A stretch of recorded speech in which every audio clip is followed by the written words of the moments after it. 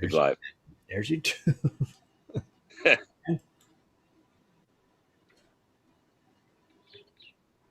Uh-huh. Uh-huh. Uh-huh. Welcome to the Prospectors Radio Show, the talk show for our community. Please welcome Rich Cooley, Indiana Gold Hunter Dennis Dayton, Kathleen Biffle, and your host, Tim Grimes. All right, everybody, welcome back to another Sunday edition of Prospector Radio. I'm your host, Tim Grimes, and joining me tonight, we got Rich Cooley's here, and Scott Swiftwater Tony made it. Oh, woohoo, everybody. Hey. Everybody's here. What's going on? Not much, man. Just waiting for this week where it's going to warm up. You wish. 60s. Well, you hope. Well, that's what they're saying, so I'm going to have to believe them for right now. Right. Tomorrow, 57, and then like 62, 61. It's like, yeah. Telling you. That'd be cool. That makes me want to play hooky. You know? Yeah. Yeah, really, it would.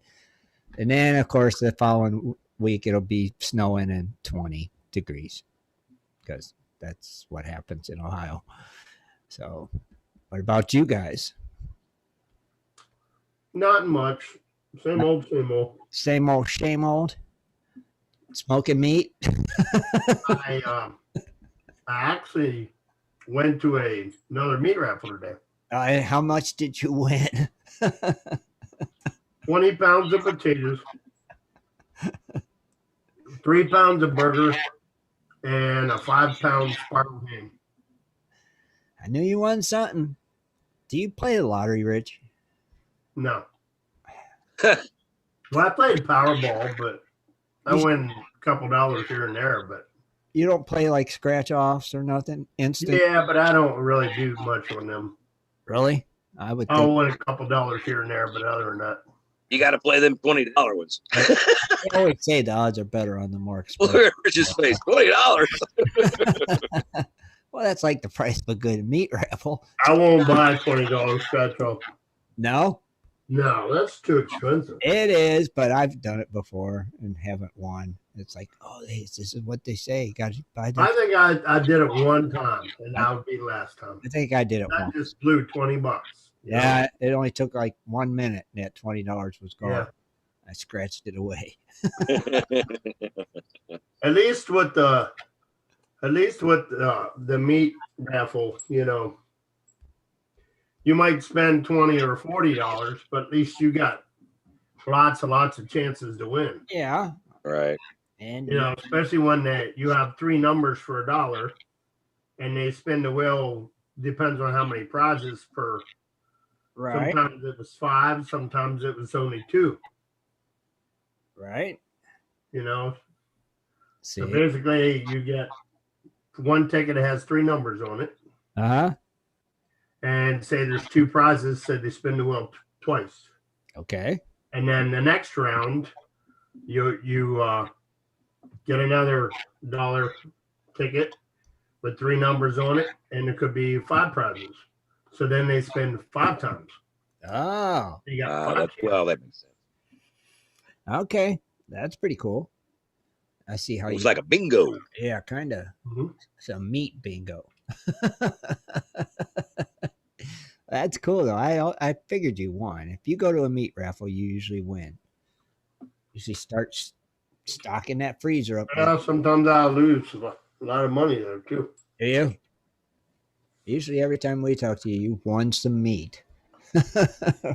Rich? I mean, you can spend $40, $50 real easy. I mean, right. As long as you come out ahead, that's okay. But some of the other meat raffles, for a pack of the tickets, they only cost you $20. So. Okay. That's better. That's more like it. That's worth $20 all day. Yeah. That's like a good gun raffle. That's worth $20. Yeah, I guess right? so. Yeah. Without a doubt. And now I know Scott went out and did some dirt bike racing. Yeah, I took it down the strip this weekend. And it was pretty fun. I have to admit, got to see a lot of just regular truck drags and stuff like that. But there was a couple of them that actually showed up with some pretty good sand trucks with motors in it and stuff. And there was one sand rail out there, man. He was built up really good. Oh, so Yeah. it was more than motorcycles? Oh yeah, it was more motorcycle. Yeah. The car one was super. Hang on just a second. Yeah. Just let him go. Hang on a second.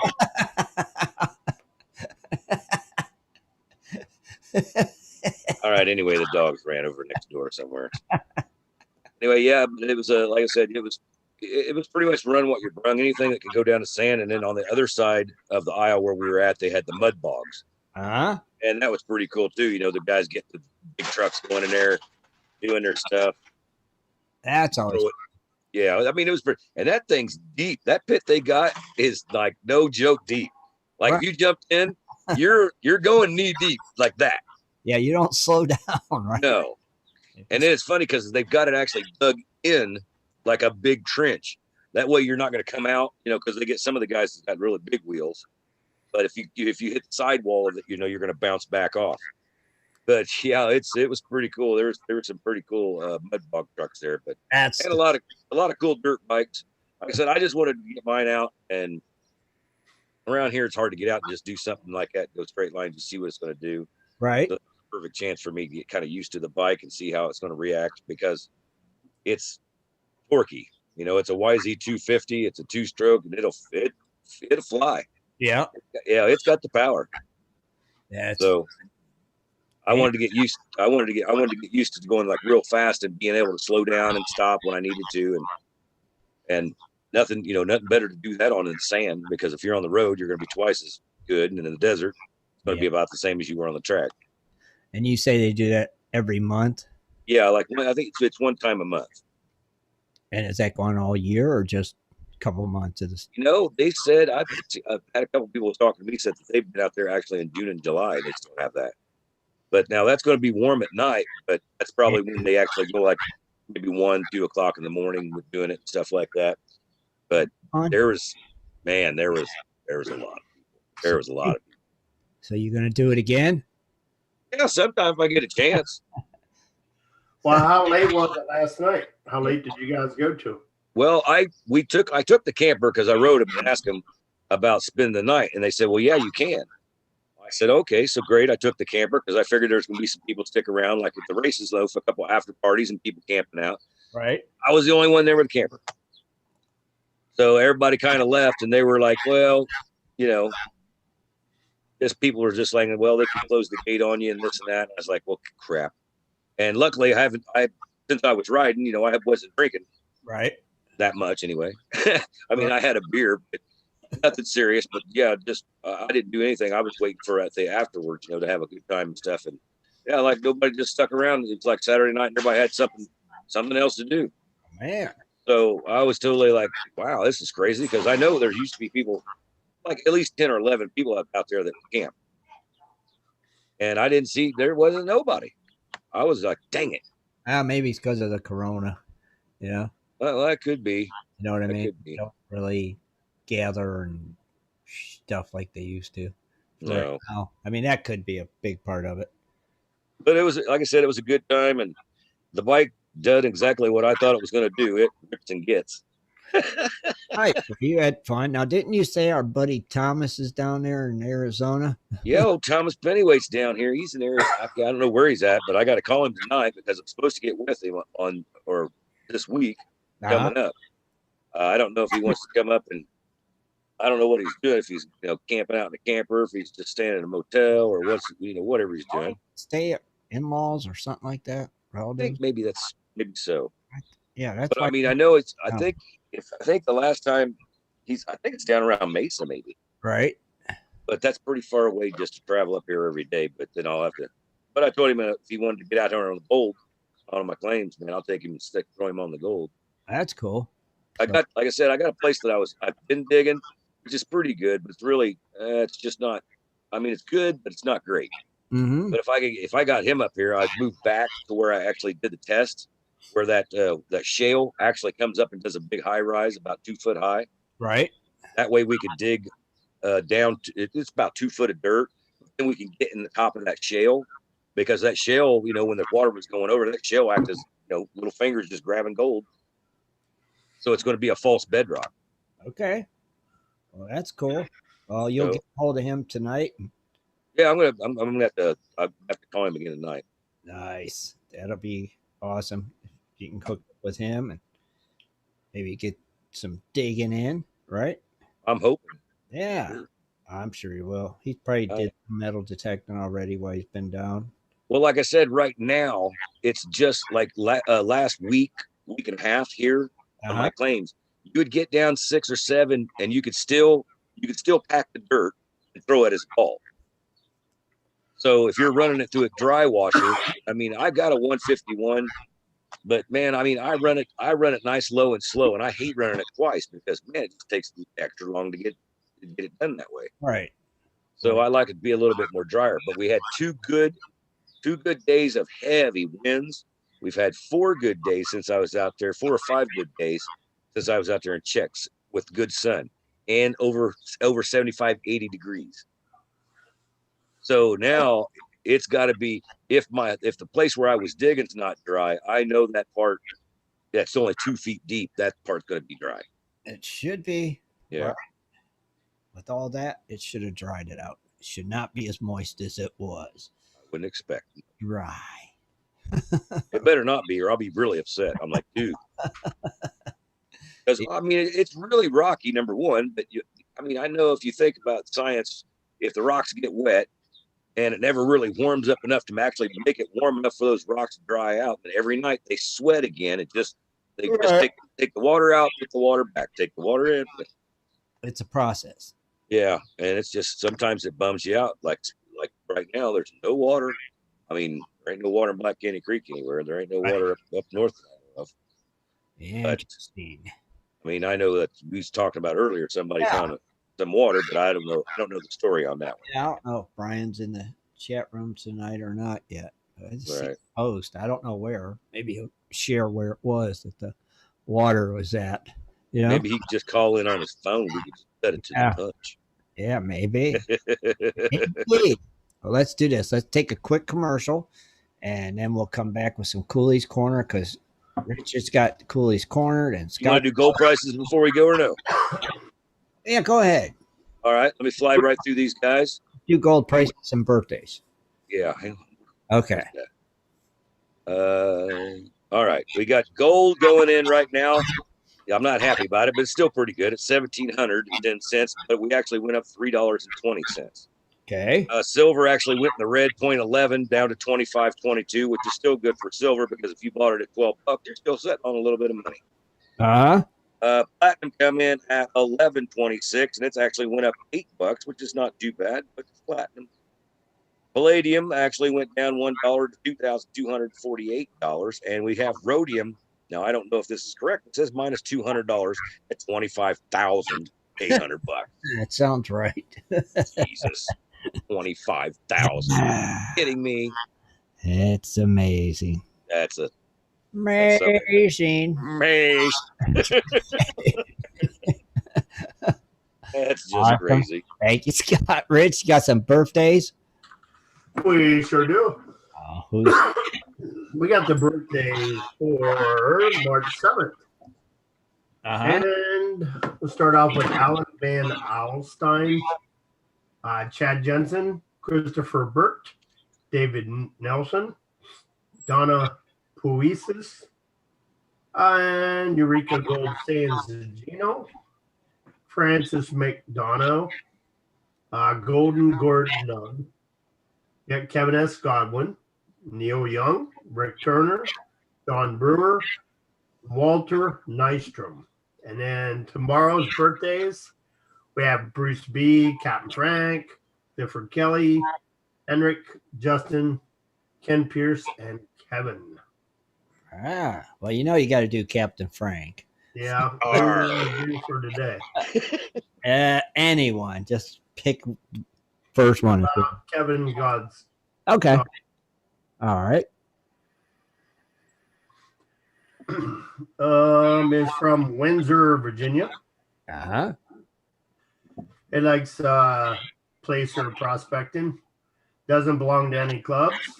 How did you find the site? Scott Tony. Hey, There. Who referred you to the site? Scott Tony. Kind of equipment to use, pan and sluice. Yeah, right. cool. Let's see. He's been a member since looks like 2015. Okay. Hey, it's not bad. We got an oldie in there. That's right. All right. And then Captain Frank. Yeah, let me get this to reset here. Old Captain Frank been digging gold for years. He has. Oh, Scott, rhodium was at 29.2. So it's went up since that price. Like I said, that said it was down a little bit, but it said 25. That's 800 away from $30,000 an ounce. That's Wow. freaking insanity.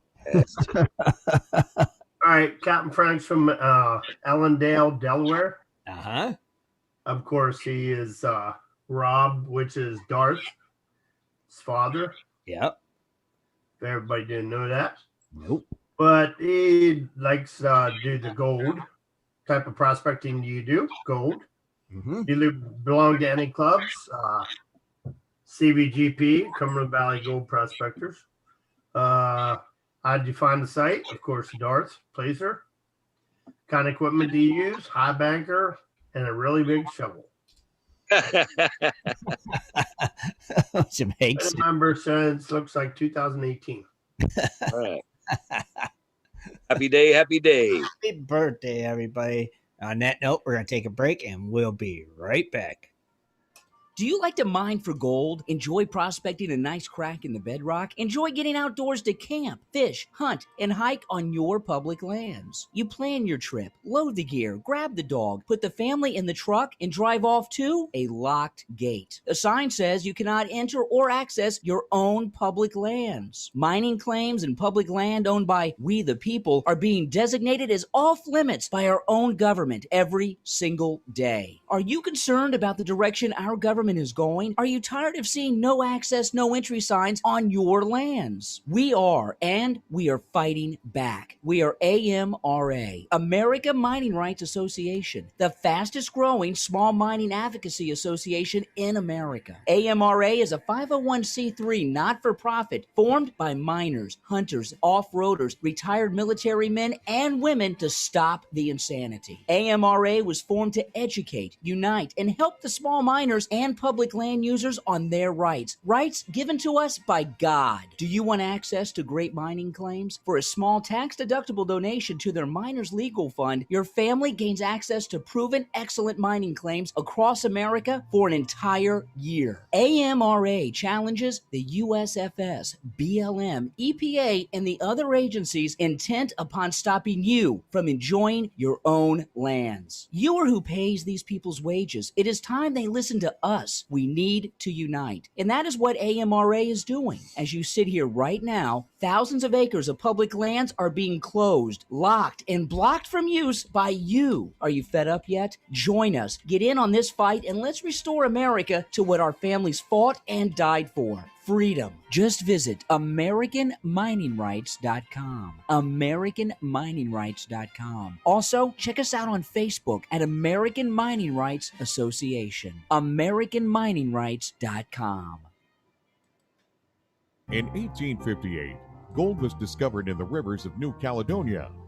This discovery would spark a massive gold rush.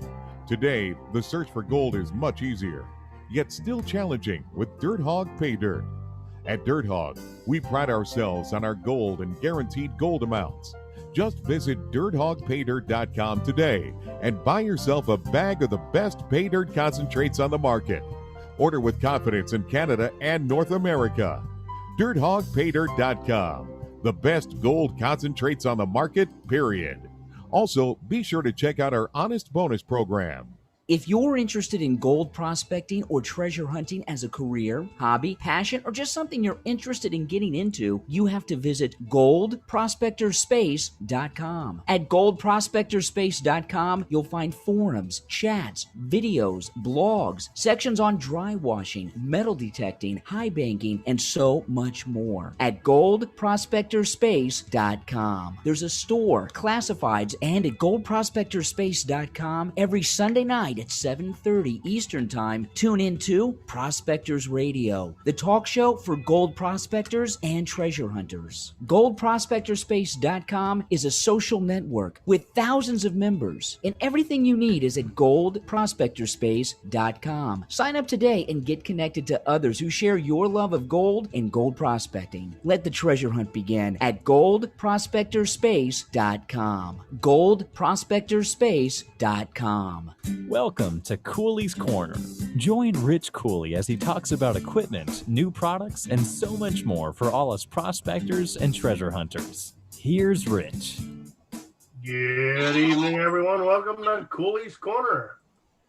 Tonight we are traveling to the great state of Arkansas. Arkansas. Yep. While Arkansas would not be a prospector's first choice of places to visit, it does contain some gold to entertain in a recreational banner.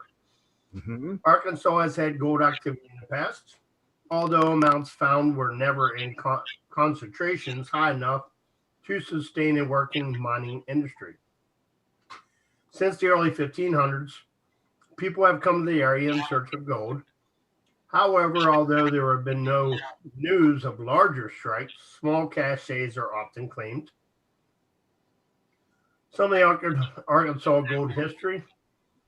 Arkansas has had its share of gold prospectors. It's said that the gold was first taken from the area in the 1540s by the Spanish. Prospectors searched the state throughout the early 1800s. In 1838, a large quantity of gold were struck in Georgia, and prospectors moved east, then headed west in the late 1840s when the gold was struck in California. In the 1880s, prospecting picked up again. This time with silver the target. Some turned up, the amounts were not significant. Silver-bearing areas brought in some gold, but not enough to keep gold mining a profitable position in the state. Okay. Though commercial concentrations of gold did not come from Arkansas, the recreational prospector can find some gold. The gold areas in the northwestern area of the state, in the Ouachita Mountains and Saline County, gold turns up in small amounts dropped by the turning springs of the area. The Bear City District, west of Hot Springs, was an area of previous silver mining that produced a bit of gold. The gold is associated with the shales of the area. Streams in this area where shales are present are good places to check. Small amounts of gold are also associated with quartz-rich, crystal-bearing areas of the South Ouachitas. I don't know. That's a weird name. How's it spelled, Rich? O-U-A, Cheetahs, C-H-I-T-A-S. So would that be Ochitas? Ouchitas. Ochitas? I don't know. Spell it again. O-U-A, C-H-I-T-A-S. O-U-A. Wouldn't it be Okita? Might be. Ochita. Yeah, but the H would be science, wouldn't it? Silent, so it'd be Okita. Okita. It don't matter. Those interested in finding gold may not want to pursue and be a treasure hunting rather than panning. If the legends are correct, several caches of gold are hidden and are yet to be discovered. One legend reports that 7,500 in gold coins were taken in a stagecoach robbery at Taylor's Creek, just north of Colt. Another one is reported to be hidden in the old Spanish treasure cave in the Sulphur Springs area. Where there is gold, there are places that gold is buried for later retrieval. With a little research, the prospector might find gold already processed into valuable coins. Which I'm going to be moving on here into some lost treasures. Oh, it's going to mix up the lost treasures with some. Yeah, let's start off with the James gang of buried loot. Uh-huh. So Jesse and Frank James were well known in the Midwest for robberies of many banks, stagecoaches, and trains. The exploits of these two wild men have conjured up many lost treasure stories. The James gang, as they're called, held up the stagecoach January 15th, 1874. Stagecoach was at the cross-section of the old Malvern Road and Galupa Creek south of Hot Springs, Arkansas. The gang ended up getting away with $32,000 in cash and jewelry from the passengers. A posse that was in the area on a second stakeout quickly heard about the robbery and went after the James gang. Knowing this, Jesse and Frank decided to bury the loot and the jewelry near the road that they were on. They buried the stolen goods and found a sandstone rock in which they carved their names and the amount of money that was in to be buried.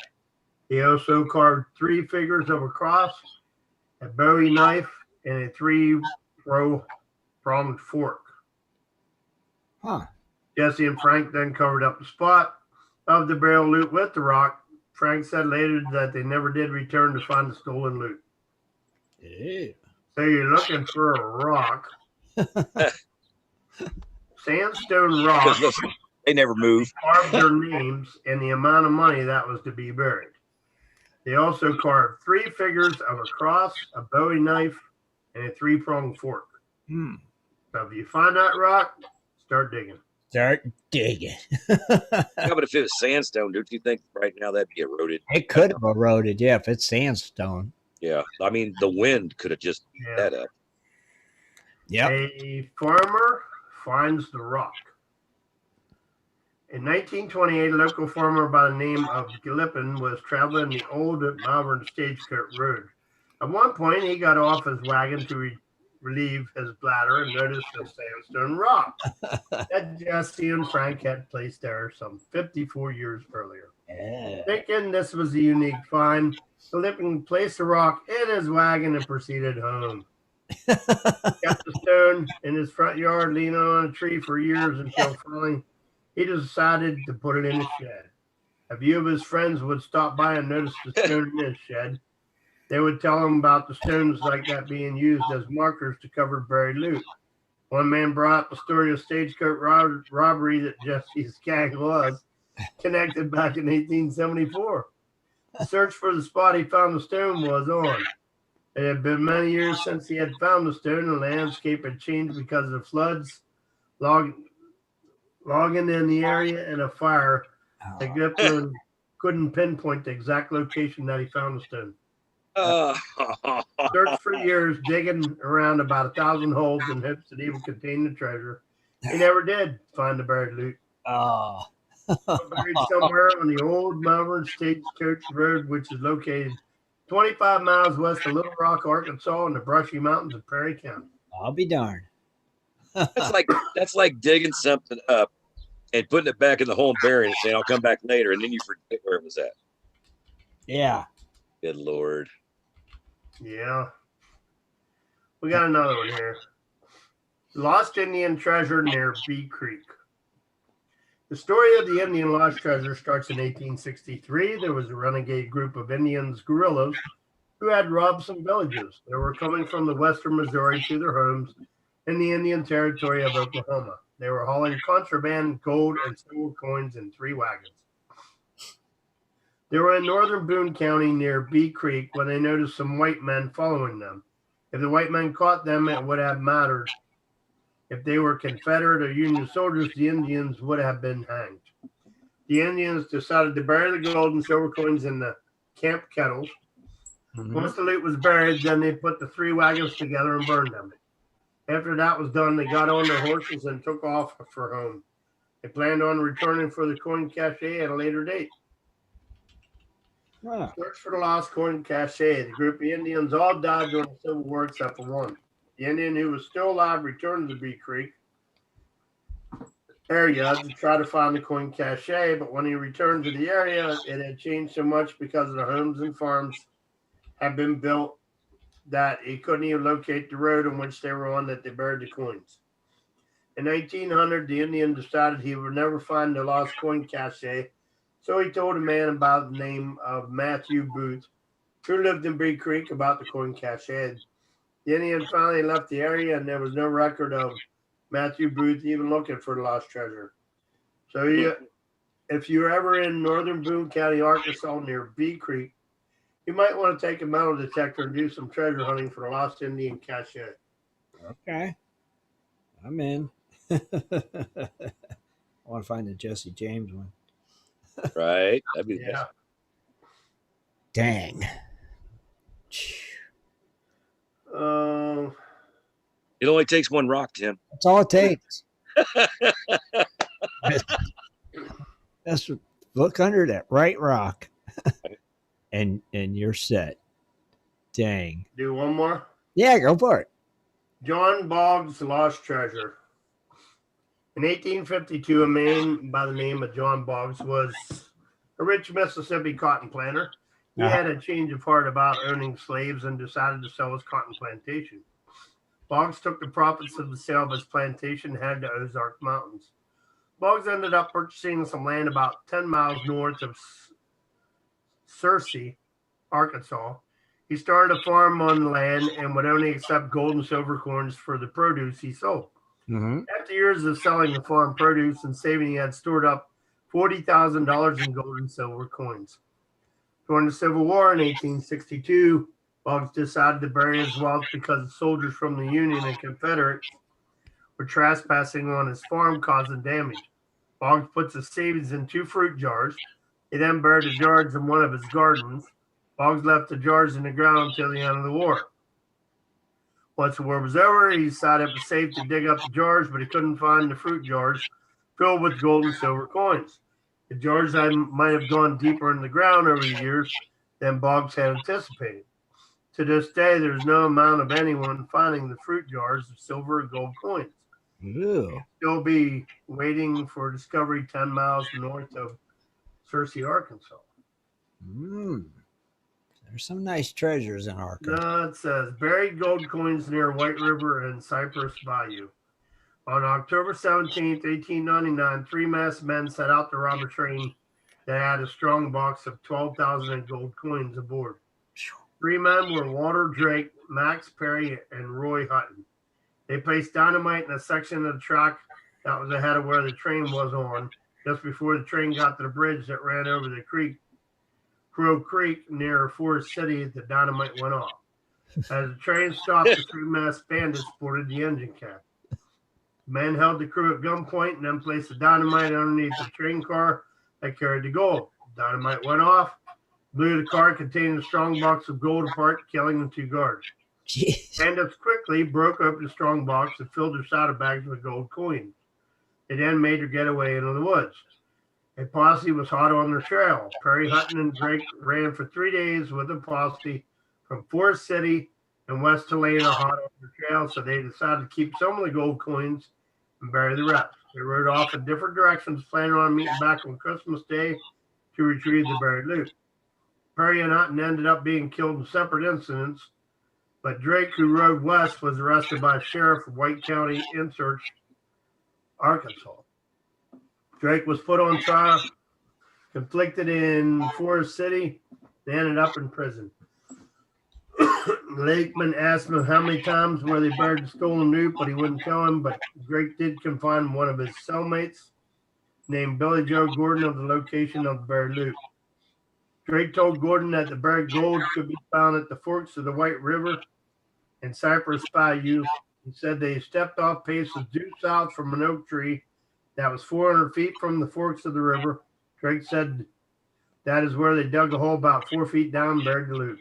Gordon ended up getting out of prison and searched for the buried loot, but he was never able to locate it. As far as anyone knows, the loot is still buried, waiting for discovery. Wow. That's crazy. Them guys were serious. It's like, let's just blow up the railroad tracks. Yeah. They sure wanted it. They wanted it. They got it. Let's blow up the railroad tracks and then we'll blow up the car. It's like, yeah, thinking outside the box, I guess. Well, back in the day, they had real dynamite. Yeah, apparently. Shit that had a punch. Wow, they were serious. You know, it's like, I got this dynamite. Yeah, we'll stop that train. Let's just blow up the tracks. You know what I always thought was really funny is because how many loose lips were out there to tell somebody that, oh yeah, the gold's coming in on this train. Yeah, it's like, how did they know all? Telegraphed it down the way, hey, tell everybody the gold coming on this train. Yeah, it's going to be low. Yeah, right. I mean, you're not going to be advertising it. Apparently, they did. I mean, you don't say the largest. You don't say the largest shipment of gold going to be shipped this day. You wait till you're done and say the largest was shipped. Yeah. Apparently, they weren't that bright back in them days. Let's tell everybody we're shipping gold today. Hello, just let everybody know. Tomorrow the stagecoach is coming with right. Yeah, and there's only going to be one guard. Right. Go figure. Hope nobody robs it. That is bad. That is just bad. I mean, really, in all honesty, what? Like, dude, why are you telling people? Now we're going to get robbed for sure. I guess they just like, whatever. It's insured. It's just gold. It ain't worth nothing. Jesus God. I don't know. I'll do these weird laws. There's not many for Arkansas. Got about 10 maybe. So we'll start off that the Arkansas River can raise no higher than to the Main Street Bridge in Little Rock. How is that a law? Does the law control the river? I don't know. How high the river raises? Well, I don't have a clue. maybe they've got fields that flood and they got the floodgates that they'll open. Oh, maybe floodgates. Okay. Yeah. All right. A law provides that school teachers who bob their hair will not get a raise.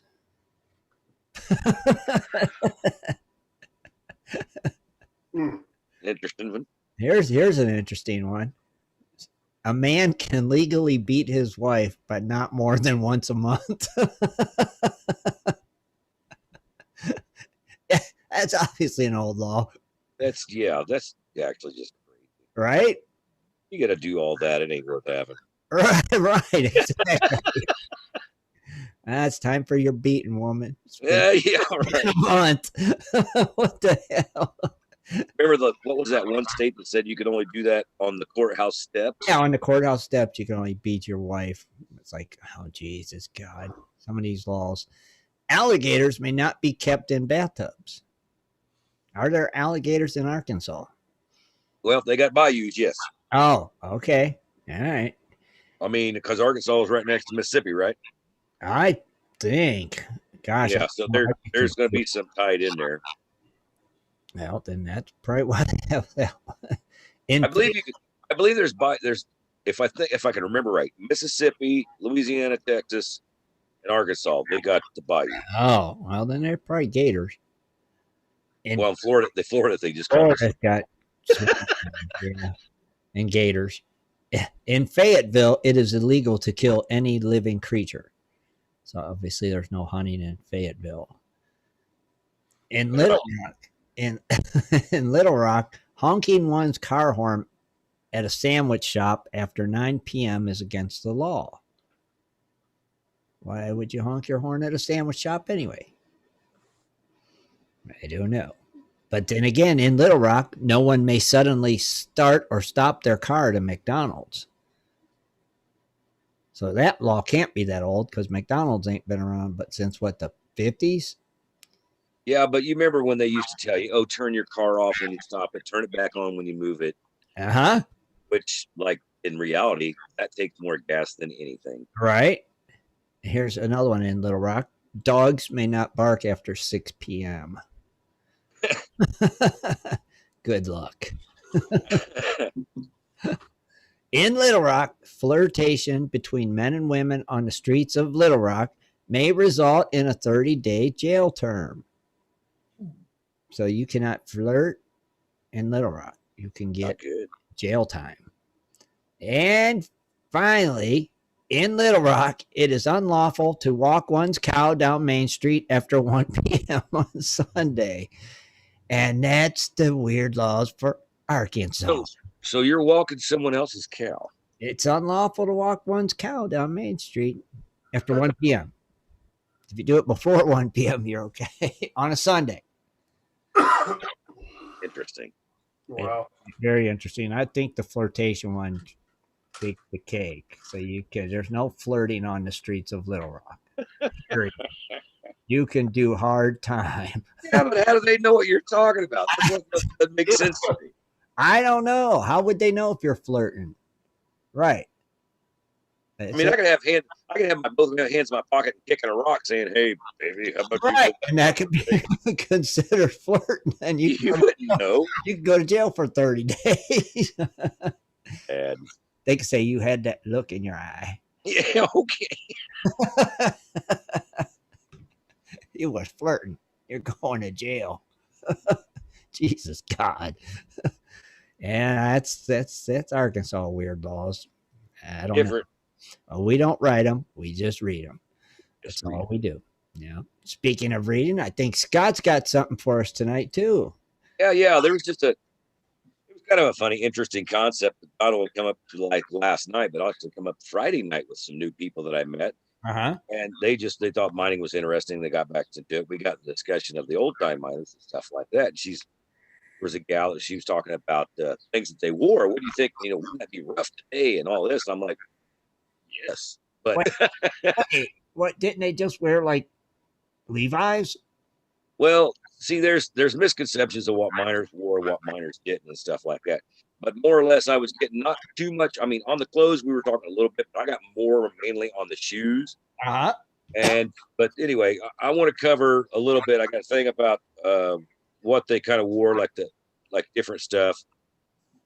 Go for it. And then I kind of want to flick over to another thing and kind of I want to read some other. I kind of want to save most of it for Wednesday. All right.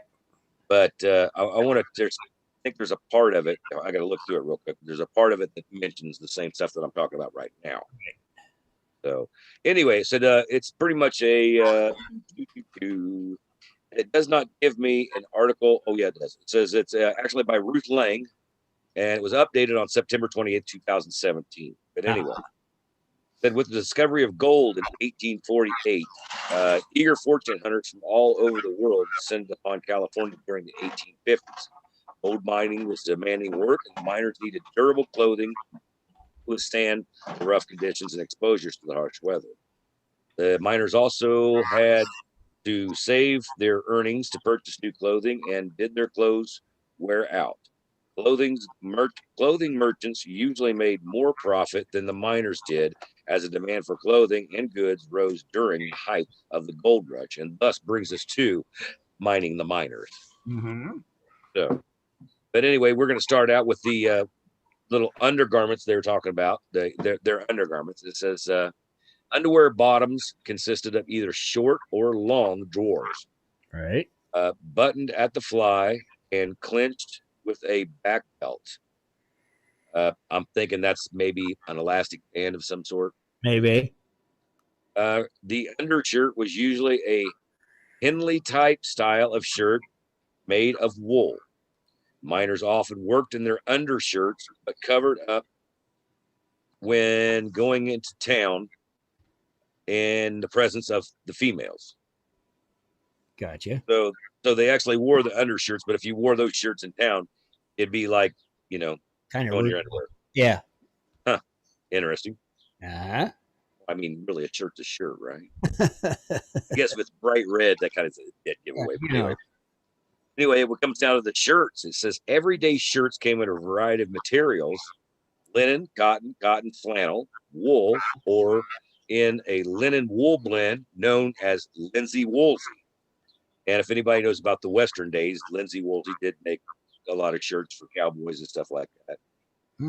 The shirts were often worn in layers, especially during the cold months. Red and blue were the popular solid colors, and the miners also favored striped or checkered shirts. Short sleeves were often rolled up during work. White was the preferred color of the dress shirt. The miners washed these short shirts in boiling water and then heavy starched them. More expensive shirts might have been placket front closure. I don't know what that means. I don't either. Anyway, trimmed with fancy embroidery or pleats. So maybe they were tucked in at the wrist, maybe. Yeah, maybe. Okay. But the preferred color was white.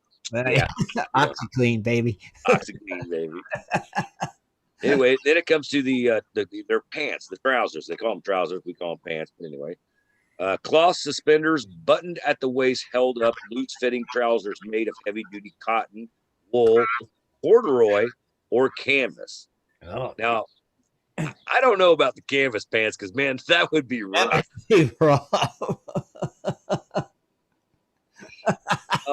I mean, I guess they would work, but man, yeah, it would work, but your legs would wear out before them did. I'm thinking you're right. And it says the front was either fastened by a button flap or a concealed button fly. Sometimes an outer pouch pocket was attached to the front next to the fly. For dresser, why would you? Well, I guess that'd be a front pocket. Yeah. Next to the fly. Okay. Yeah, that'd be a front pocket. For dressier occasions, men wore pants that fit at the waist, but they still wore fancy suspenders to hold them up. Sure. Outerwear. Gold Rush era men often wore double-breasted vests with shawl collars made of plain cotton, wool, silk, or leather. The vest could be plain or embellished with fancy embroidery or brocade, brocade, brocade. I don't have. I've never. Well, the E makes the A long, so brocade. Okay. Okay, so brocade, loose fittings, oversized coats called sack coats were popular at the time, which I'm thinking that's going to be like almost like a rancher's coat. Like a duster. Yeah. Yeah. That's what I'm thinking. Frock coats had a more fitted look and were slightly flared at the bottom. Oil clutch duster coats protected the men from the elements. So I'm thinking, yeah, you were right on that. It's going to be like the duster is what the sack coats look like. Anyway, we get to the fun part here. Footwear. Oh, geez. Yeah, this, I didn't know this back. If somebody was said, did they have these? I would say no. And I would have been wrong. Okay. Anyway, it says, for gold rush miners who waded in the streams while panning for gold, rubber boots or waders that curved over their knees were essential to keep their feet dry. Plain leather boots were also worn, and they were more affordable. Wow. But these did not provide much protection as the waterproof waders did. Dress shoes were usually an Oxford type of shoe or ankle-high boot. Now, if you would have asked me if they had rubber boots back in the gold rush days, I would have had to say no. Oh, I definitely say no. I've never heard of anybody ever talking about rubber boots back in the day. How'd they make rubber? See, that's what's blowing me because we all know rubber is a petroleum thing. And yeah, that doesn't make sense to me. Yeah. But obviously, they did have rubber boots and or waders. I'd like to see a pair of them. Yeah, right. Be something else. Yeah. Anyway, this is funny too. Accessories. A large kerchief or handkerchief was knotted around the neck was necessary for a miner to wipe his brow while working. Flat crowned, wide felt hats protected the miners from the scorching sun during the summer months and were often light colored, which I don't have that, to reflect the sun off the miner's face. For more formal occasions, men wore silk top hats, Panama hat, or a molded soft felt hat. Okay, that makes more sense. Okay. Wow, fits me to a T almost. Oh, Don't it's kind of describing your wardrobe. it? But anyway, that was on that part. Now let me get this other one in here. Interesting. I want to see some old miner waders. I'm telling you, if they had them, but Because even if rubber comes from trees, right? But Right. don't it come from trees in like Africa or somewhere? I don't think it comes from the United it's States. it does come from a rubber tree, and I Right. know it's in the jungle. All right. It's not in the United States, so I don't. But don't they also make rubber like out of petroleum products They too? do, yeah. They probably do because they make plastics out of it and stuff. Yeah. But it's like, I mean, we're not going to call it true rubber, you know. right.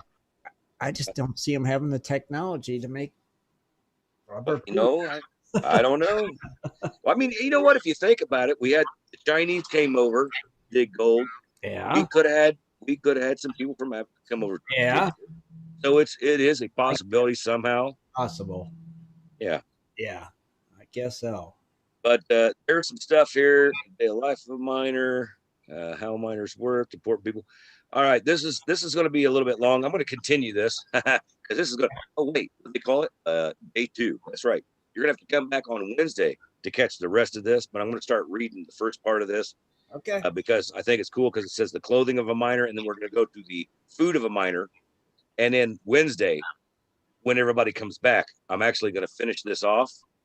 And because it'll get me it'll get me through Wednesday to be just perfect. So, okay. Anyway, clothing of a miner, and this is another what do you call it? Another literary thing here, but it doesn't actually. It's not telling me who wrote it, and it's not giving me any kind of names, anything like that. So anyway. This is called the clothing of a miner. It said during the gold rush, clothing mattered very much because of the clothing of a miner was based on his or her ethnicity. A miner's ethnicity was important to them. For European miners, they would wear loose-fitting trousers or Levi jeans with a loose-fitting shirt and strong mining boots. The clothing for Chinese miners would be a traditional working robe. They didn't really elaborate on that one too much. No. Anyway, in 1848, Levi Strauss created pants made of denim material. He called these blue jeans. All right. They were called blue jeans because the denim was actually white, but natural dyes from the plants and flowers made them blue. Strauss thought of the idea when he saw miners working with the pants with holes in those threads. He thought that they needed to create something tougher and sturdier. The jeans he had created had large patches in the knees, and these patches were there because when miners wore loose trousers, they would get the most important tears in the knees. Strauss created jeans that would stand up to the miner's job and not tear as easily. So real Levi's actually had patches in the knees. Gotcha. So, and we call them like it'd be like a work jean today, pretty much. Yeah. Interesting. Anyway, an often misconception of all that misconception is that all miners wore suspenders. While it is true that a lot of miners wore suspenders, not all did. In fact, more miners wore belts. Wealthier miners wore belts. If you wore suspenders, some people would think that you were poor. Back then, lots of people were judged by what they wore. When men got dressed for mining, they would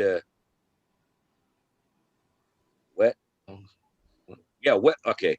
It's kind of funny writing how they got it. Wet long sleeves to protect their arms from bees, mosquitoes. But when the heat from the sun became unbearable, lots of miners worked with a sun hat and no shirt.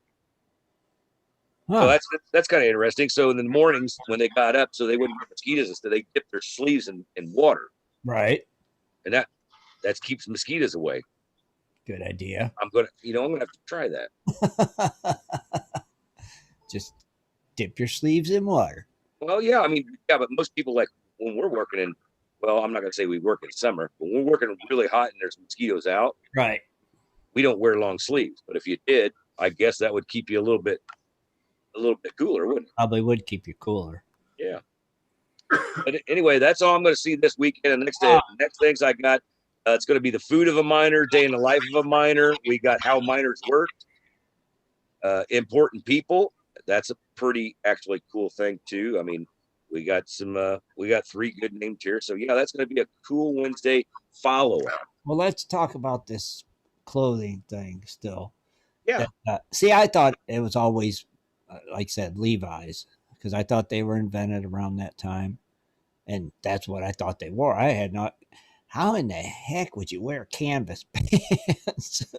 You know where your knee bends at? You know what that would just rub on the side like constantly. And well, you know how you are when you're panning, even you're squatted. How would you be squatted down panning in canvas pants? I mean, I do not know. I mean, Jesus, that would be the most uncomfortable pair of pants.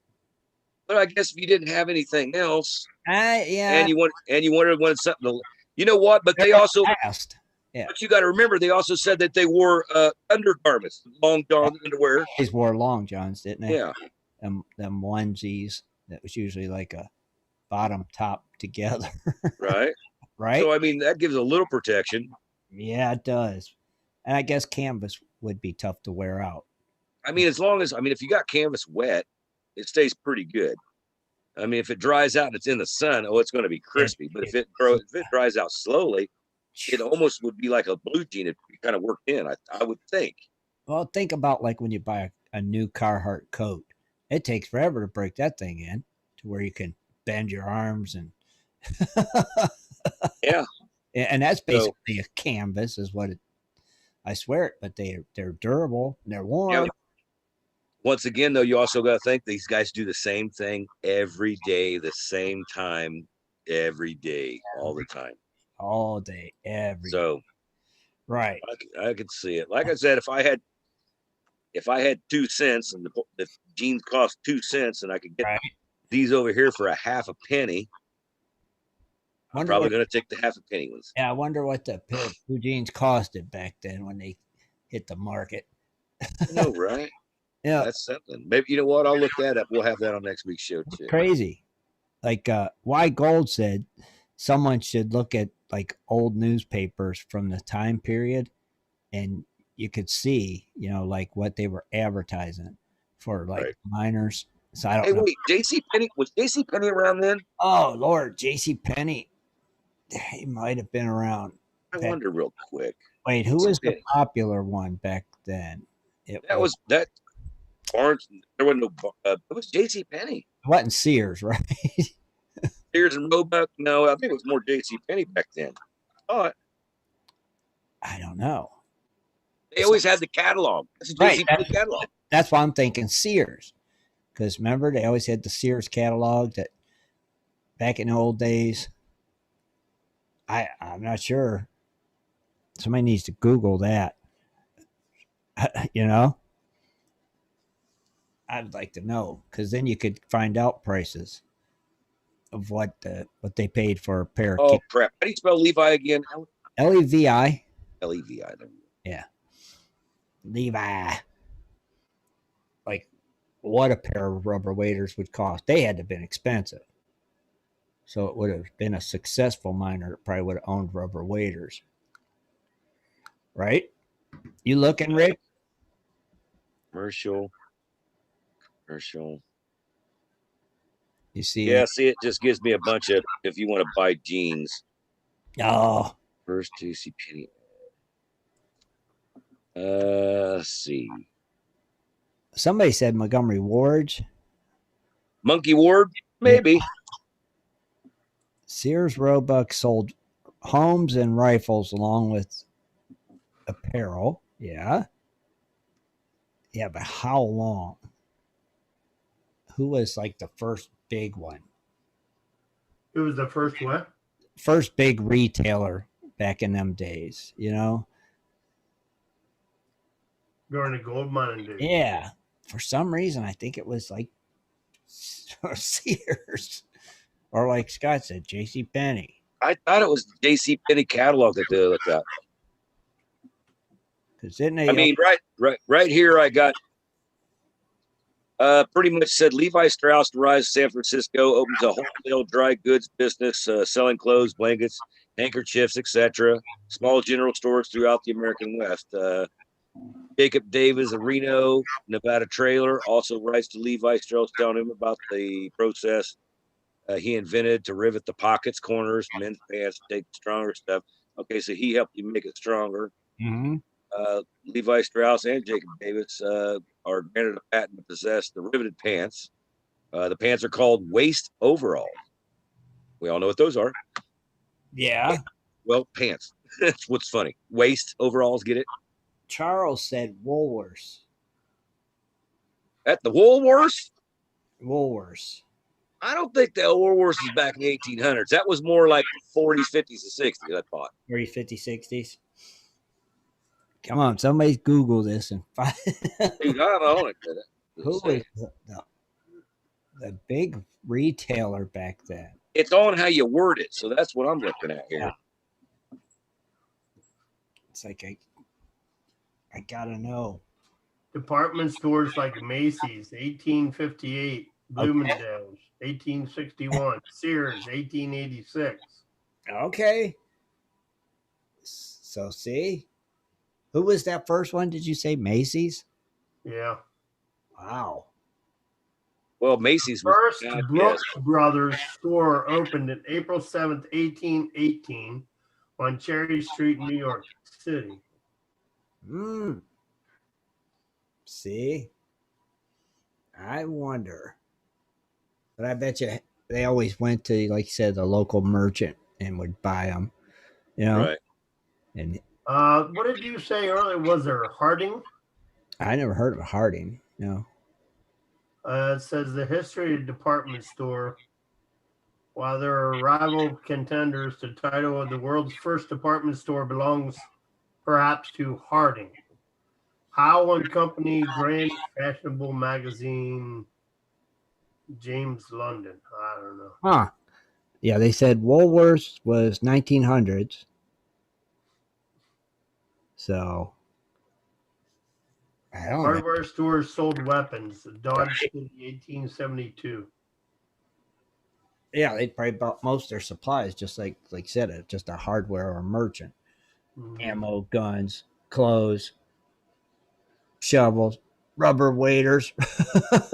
Right. It's like, we just got these here rubber waders in. We'll try them. Keep your feet dry.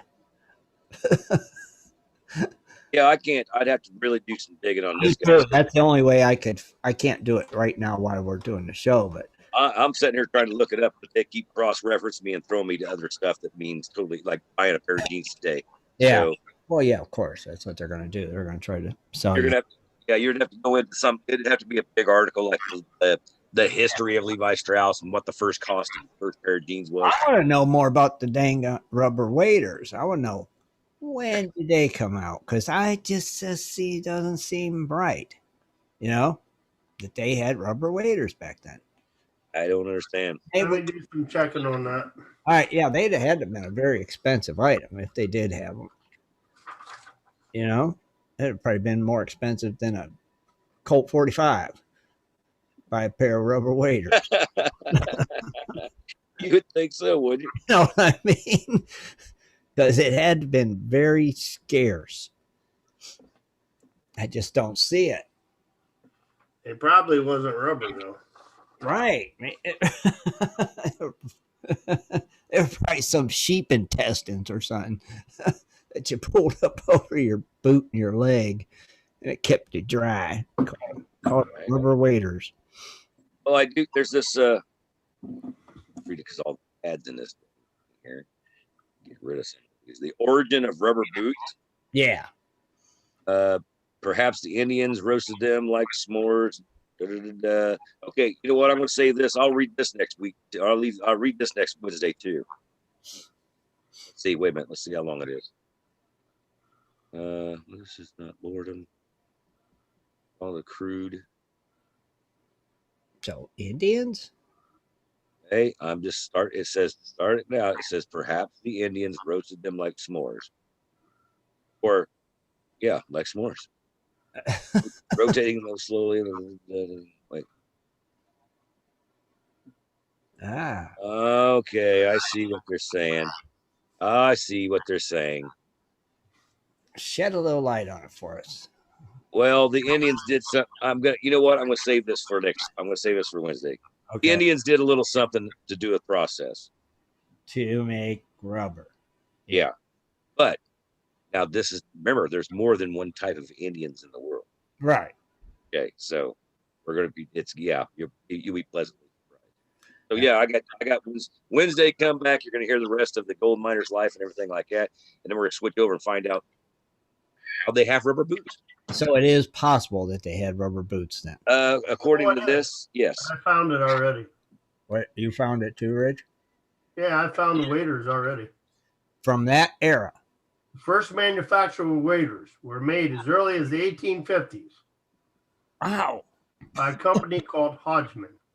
And they still make them today. Yeah. Wow. Well, this comes back to the origin of rubber boots. And this goes back clear to the guys that were actually doing stuff in modern society. That Wow. I'll say this. Was it 1912? They started making the waders out of the waterproof, durable material. Okay. Interesting. We'll have that next week. Wow. Interesting. You know, you went in there. Somebody said, "Oh, they had rubber boots back then." I'd go, "Are you crazy?" I wouldn't have thought of it. I'd have put money that they didn't have. Rubber. I would have said something. Scott will do his end on it, and then I'll cover what he didn't cover. Okay. All right. Cool. How's that? All right. That's cool. Yeah. Somebody said Goodyear invented rubber. I don't think Goodyear invented it, did they? Not believe it. I don't know. They might have. I thought Goodyear. What's really funny is because if you think about it, nobody invented rubber. No, because Rubber comes from a plant. It's already rubber when it comes out. Remember the old saying, folks: if it ain't mined or grown, it don't exist. Mm-hmm. Yep. Just saying. Yep. Just saying. Rubber comes out of a tree, and it's already kind of rubbery, right? Oh well, it comes out as a white milk. Oh, okay. And then they do some stuff. They stretch it, and it ends up turning hard into a. They'll square it out. And I've actually watched documentaries on rubber tree plants and the African Indians that actually get the rubber out of the tree, how they carve it. I've watched documentaries about that, like when I was younger. So yeah, that's how I know about it. Yeah, it's a real cool process. You wouldn't think it was possible, but oh man, yes it is. It's cool. Yes it is. To make rubber out of milky stuff that comes out of a tree. Yeah.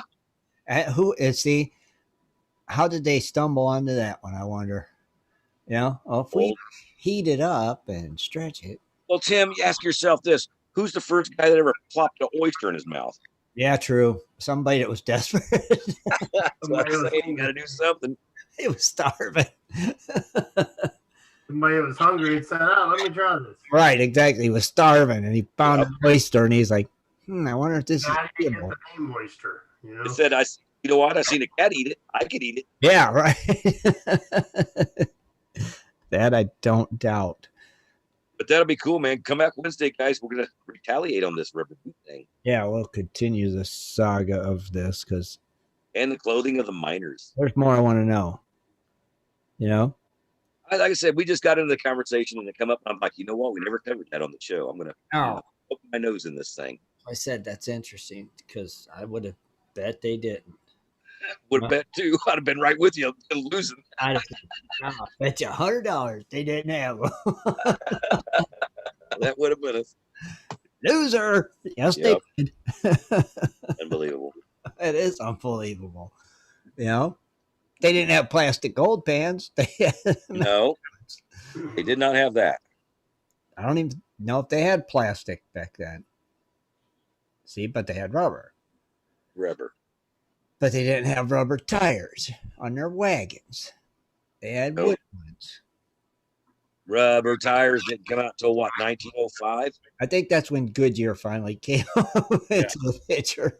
Well, they had those little cars, you know. They had the little skinny bicycle tires. I think that's 1905. I think I'm right. It might have been. Oh, somebody posted a link of a newspaper ad from the California Gold Rush in the GPS chat. Why Gold did. Or, right, no, Matt's, why Gold did. That's cool. All right. Interesting. That's strange. Are you checking it out, Rich? No. Oh. Yeah. Why? Do you want me to? Yeah, I can't. The link on the site, it was a newspaper ad from the Gold Rush. See what it says. I think Why Gold posted it. So that's just like Stock unloading sale. Brown's Brothers. Furnishing, clothing, and hats.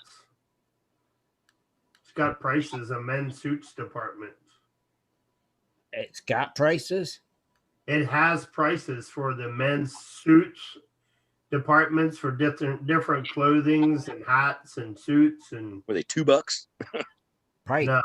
Too big. men's range from $4.35 to $8.10, $9.65, Wow. $11.85. I would Cheapest one's $4.35, $5.95, and $6.45. have figured 2 bits. Pants was $1.27, anywhere up to $5. Now this was in the California Gold Rush, so then again, mine and the miners. I mean, Yep. because that seems awful high for that era. I This was agree. May 14th, 1896, I think. See, that seems awful expensive.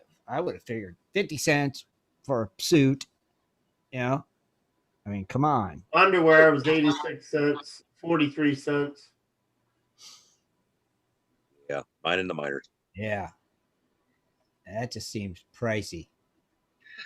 I mean, you could get a pair of pants off the clearance rack today for cheaper than that. Yeah, that ain't no doubt. Like, come on, man. But like they said, you know, when a miner's got up and dressed in the morning to go out and work, it was kind of a status thing too. Yeah, Or suspenders, you might be considered poor. You had a belt on, you were rich. I think I'd want to be considered a poor miner. That way they wouldn't think you had loads of gold and they wouldn't try to rob you. They'd move on down the road, you know? Yeah, but the thing is, was you rich from gold, or were you rich before you went to dig gold? From more riches. Did rich people go and dig gold? Yes, they did. They did. Huh. Oh, Interesting. yes. Oh. How do you think you got the guys with the big mines? Ah. I had 45 guys working for them. They had to have startup capital. They just didn't go say, poof, guys, come out here and work for me and we'll keep you on. I figured they just showed up in their fancy suits and stuff and told everybody what to do, you know? Right? That's cool, though. That's interesting history right there. Right? Yep. Very, very interesting. But you know what else is interesting? Tuesday night hangouts. Tuesday night hangout. That's right. With Ed Just Dano and the Treasure Vixens every Tuesday night at 8 o'clock Eastern Standard Time.